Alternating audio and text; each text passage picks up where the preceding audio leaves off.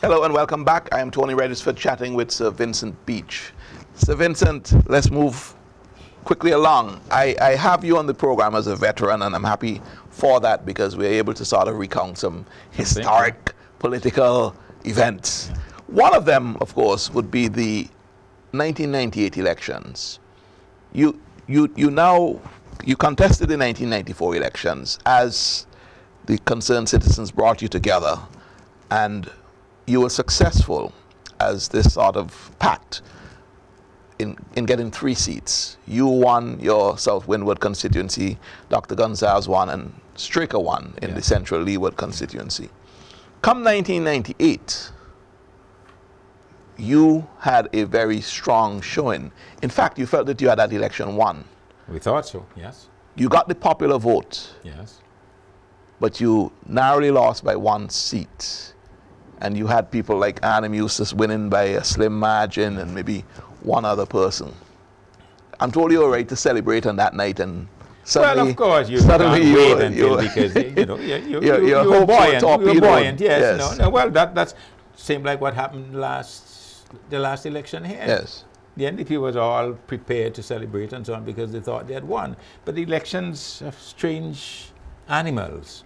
You never know. You were quoted as saying in defeat that you would make the country ungovernable. Yes, and I make no apologies for that. What did you mean by that? Well, what I mean by that, people are putting it that I mean that you would make the country ungovernable. It's stupid. I don't control, as opposition leader, I don't control the police. I can't go out and tell the police to lock somebody up or not to do that. I don't control the treasury to say that you can't spend money. What I meant was that the opposition was going to be very robust, and we're going to really give the government a lot of horrors. So you were saying by virtue of doing things within the law, your legal rights and your legal obligations as an opposition, you were going to exert so much pressure. We would call the Public Accounts Committee all the time and call civil servants to explain and say why and so on, and really put the government and its toes. That's what it meant. They took it out of context and say, well, they put a spin on it, and I am making no apologies as I said that I say I would make the country. Of course I said it, and I will say it again, because if you want to take it out of context, how can I, from what they were saying, what am I going to do? Call the police and say that they must go on strike, or call the police and say go and lock up the minister of this or lock up such and such? I don't have the authority. Well, there was the roadblock.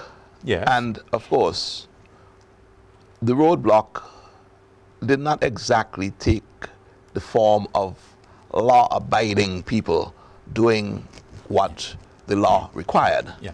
But remember, at the time I was not leader of the opposition, or even leader of the party.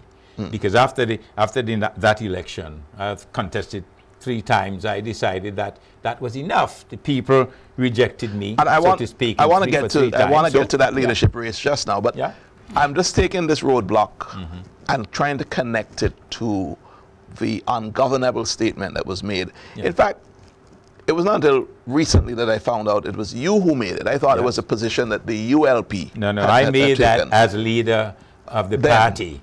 Then, So you were saying that the roadblock revolution, as some people call it, had nothing to do with the ungovernable state at which you wanted to bring the country. If you realize how the roadblock came about, the teachers came out against the government.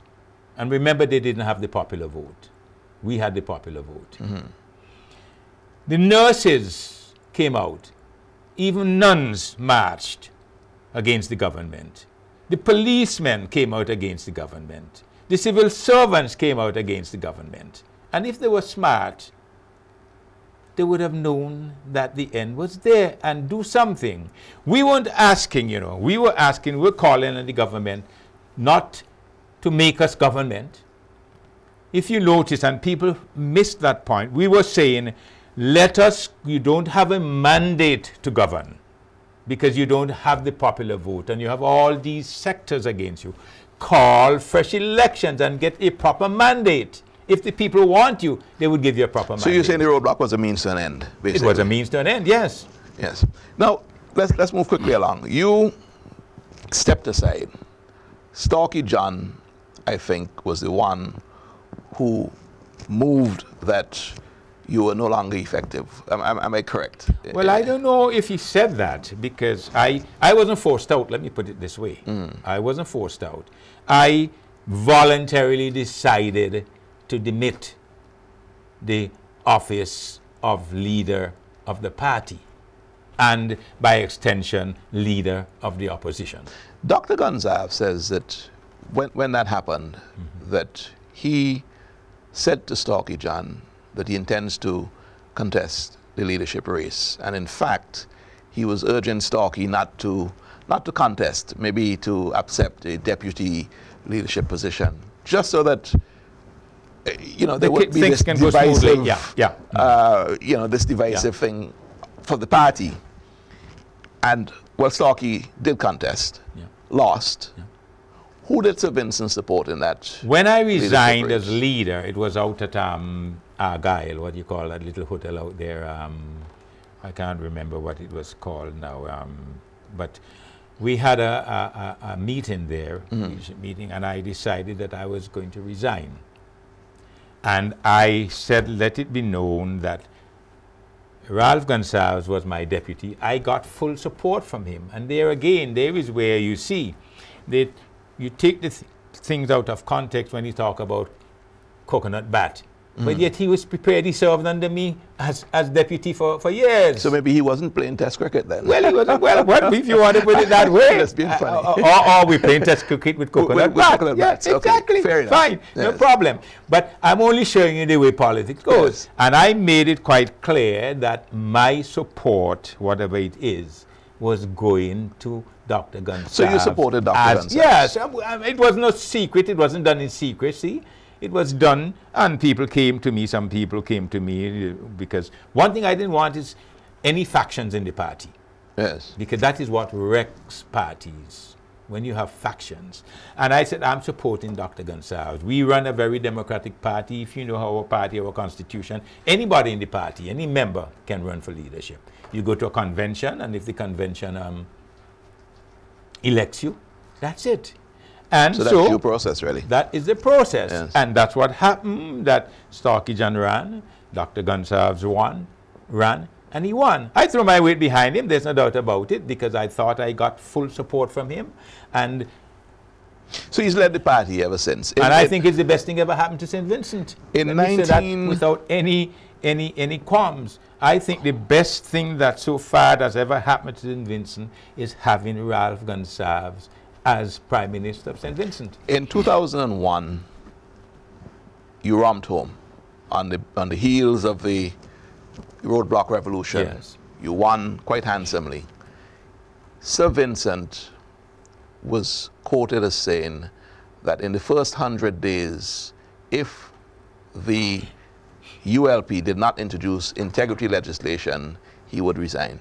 It's been 10 years now. I am told I said that, and I'm not going to say that I didn't say it. I Yes. can't remember saying that, or whether it was in that context. But one thing I do know is that integrity legislation is a very intricate thing. When I saw the draft, and we had draft integrity legislation, you remember we had tried to introduce in the House when we were in opposition, Yes. a draft of the integrity legislation. And because it would incur funds from the Treasury, it's only a minister can do that. It fell. Fine. So Vincent, I have to stop you there because we're at the end of this section. So when we come back, I promise you we're going to pick it straight up from where I'm cutting you off. Okay. You're looking at Unrendered, and my guest is Sir Vincent. When we come back, we're going to pick up the talk on integrity legislation and much more.